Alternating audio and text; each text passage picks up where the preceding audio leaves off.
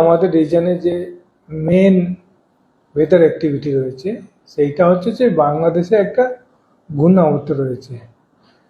এই ঘূর্ণাবর্তের জন্য আমাদের রিজনে কিন্তু গোটা ইস্টার্ন ইন্ডিয়াতে উইন্ডগুলো কিন্তু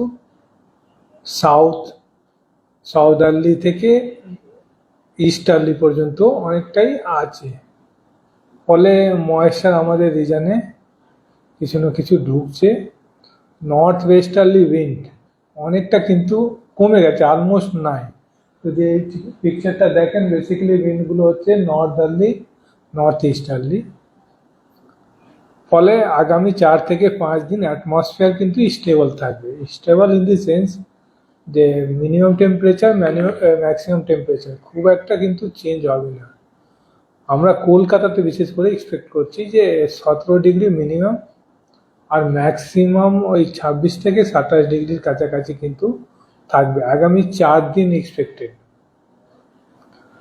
31 অবধি 17, 2 তারিখ থেকে চান্সেস রয়েছে যে হয়তো তাপমাত্রা মিনিমাম টেম্পারেচার গ্র্যাজুয়ালি হয়তো একটু নামার টেন্ডেন্সি থাকবে। 4 তারিখ 5 তারিখ পর্যন্ত হয়তো আবার 15-র নিচে যাওয়ার একটা টেন্ডেন্সি থাকে, কিন্তু বৃষ্টির কোনো চান্স নাই। বোথ নর্থ বেঙ্গল আর সাউথ বেঙ্গলে ওয়েদার কিন্তু ড্রাই থাকবে।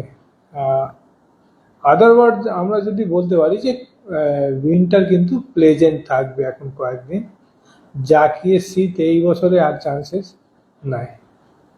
স্যার অন্যান্য বছরের থেকে এবছর কতটা ডিফারেন্স এই টাইমটাতে স্যার?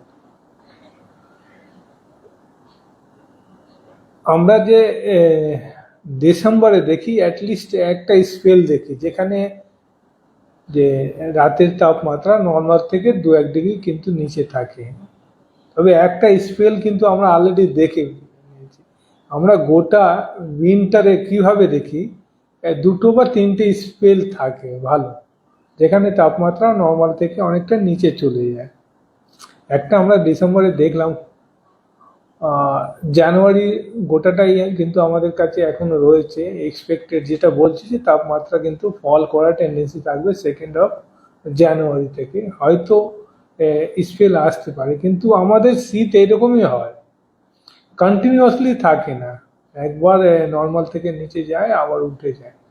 এখন হচ্ছে যে ওয়ার্মার ফেজ রয়েছে, কুলার ফেজটা কিন্তু অলরেডি আমরা গত সপ্তাহে যেটা দেখলাম শেষ হয়েছে। হোপফুলি দুটো স্পেল কিন্তু আমরা আরো উইন্টারে কিন্তু দেখব। প্রিয় দর্শক, আরও নিত্য নতুন ভিডিওর আপডেট পাওয়ার জন্য আমাদের ইউটিউব চ্যানেলটিকে লাইক, কমেন্ট, শেয়ার এবং সাবস্ক্রাইব করুন।